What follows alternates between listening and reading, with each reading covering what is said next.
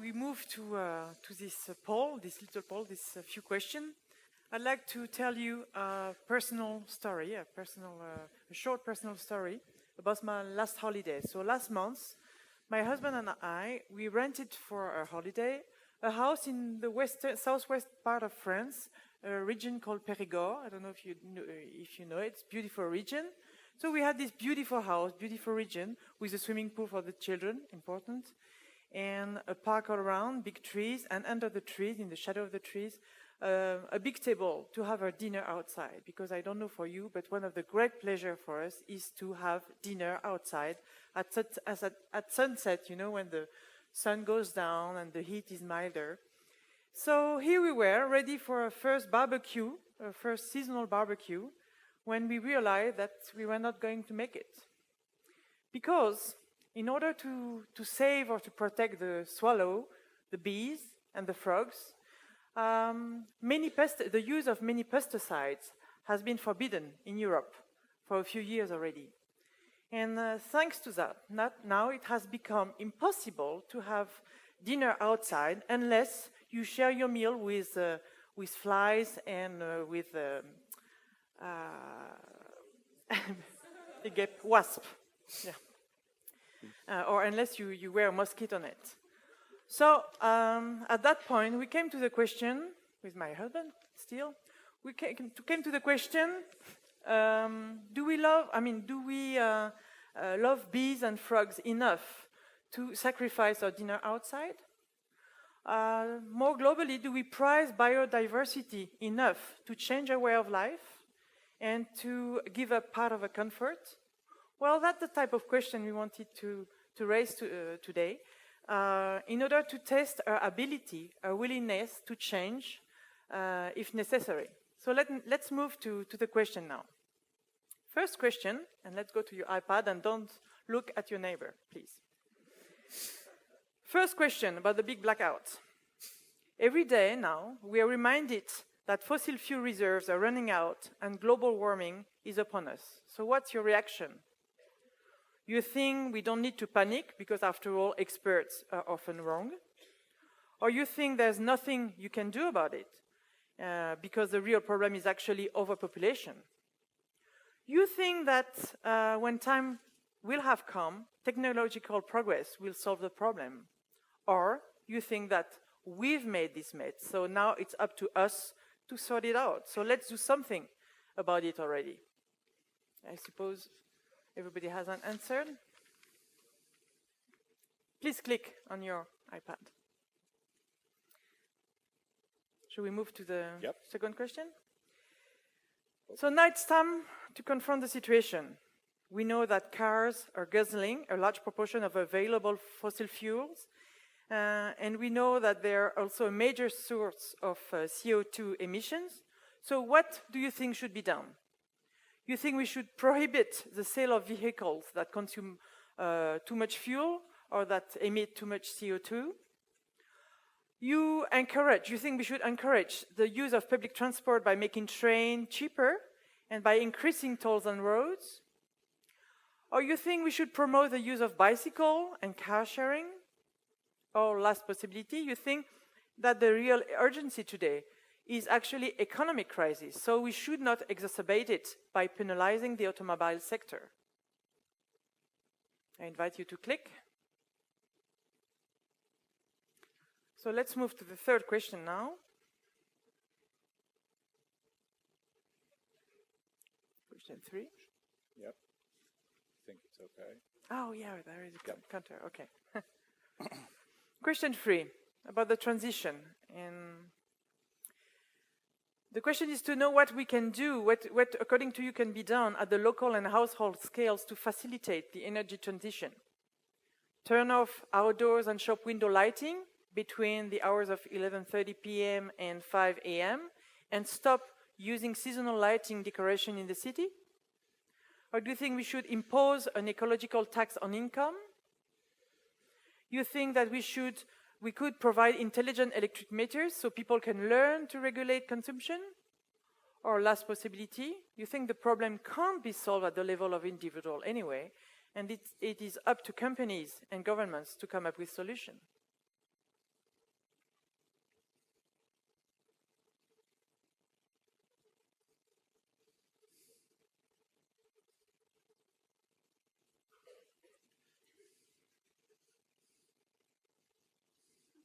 And the winner is... C'est là que les choses se gâtent. Je repense aux puciriotes là que vous avez répondu tout à l'heure et je m'inquiète un tout petit peu. J'espère que vos réponses seront commentables. Alors, Une fois. je pense qu'on va attendre encore pour avoir les résultats. Alors, sur la première question. 7%. Ah, intéressant.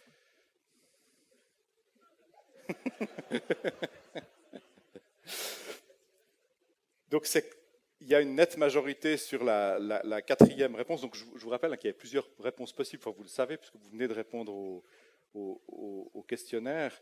Moi, j'aimerais juste commenter une chose par rapport à ça.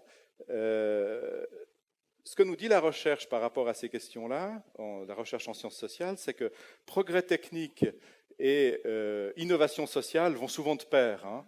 Elles vont souvent de pair. Si on prend l'exemple, par exemple, de la maison très économe en énergie, la maison Minergie, une maison technologique d'une certaine manière, si parallèlement vous utilisez la voiture de façon intense parce qu'il n'y a pas de transport public à proximité, il est clair que ça va ruiner hein, le bilan de cette maison écologique. Autre exemple, le car sharing, hein, les coopératives de car sharing comme Mobility en Suisse qui se sont beaucoup développées ces dernières années. Au départ, c'est une innovation sociale. Hein, c'est des associations un peu militantes qui se sont lancées là-dedans. Et puis, ça s'est développé lorsque ça s'est industrialisé et lorsque le progrès technique est venu s'immiscer dans le système de réservation, avec notamment les systèmes sans contact, etc. Donc, on voit bien, et ça, je crois que c'est le point que j'ai envie de commenter sur cette première question, que progrès technique et innovation sociale vont de pair. Alors on en vient au deuxième thème. Un grand équilibre dans les réponses.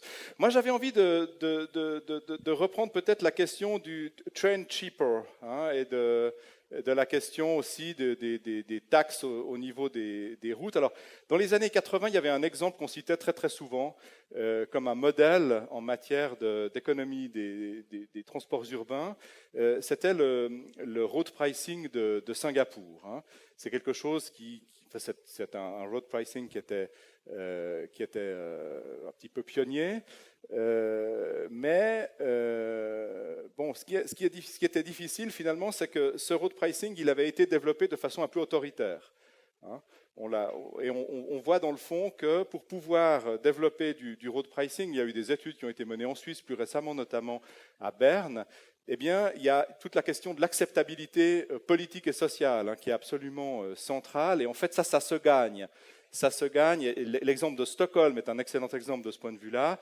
L'opinion publique, ça se gagne. Il est très important de montrer en quoi, finalement, cela permet de résoudre un certain nombre de problèmes et en quoi, même à titre individuel, on a intérêt à avoir ce système. On en arrive au troisième thématique. Alors là, il y a un consensus assez fort autour de la troisième proposition, hein, autour des mesures visant à conscientiser finalement le consommateur. Et là, je crois qu'il y a vraiment une piste qui est extrêmement intéressante et qui est pas mal travaillée au niveau de la recherche. L'information, la conscientisation, faire du consommateur un véritable citoyen, c'est quelque chose qui est effectivement central. Alors là, il y a peut-être un point, si on puise un petit peu dans les résultats de recherche dans ce domaine-là, qui est important, c'est la cohérence. Ça, je crois que c'est sans doute un mot-clé. C'est-à-dire que si, par exemple, vous développez un réseau de tramway dans une agglomération, mais que c'est la seule mesure que vous prenez, ça ne va pas avoir un impact sans doute énorme sur la population. Il est important de penser la ville qui va avec ce réseau de tramway, les accessibilités, et donc que finalement on ait un univers cohérent qui nous invite à être plus citoyens en tant qu'usagers. Je crois que ces univers de cohérence sont quelque chose d'absolument essentiel. Alors voilà, je ne sais pas si Virginie souhaite Sur cette dernière, ajouter quelque chose. Oui, sur ce dernier exemple, il y a une expérience qui était assez intéressante où des familles se sont équipées d'un réservoir d'eau pour comment dire, collecter l'eau. les eaux de pluie. Et on a observé que ces familles, à partir du moment où elles utilisaient cette eau, diminuaient leur consommation. Alors que l'eau n'était pas plus chère, elles en avaient plus de disponible. Et en fait, leur consommation diminuait parce que tout d'un coup, elles prenaient conscience de la rareté de l'eau. Voilà, c'était juste pour accompagner cette réponse numéro 3 sur la conscientisation. Merci beaucoup. Merci.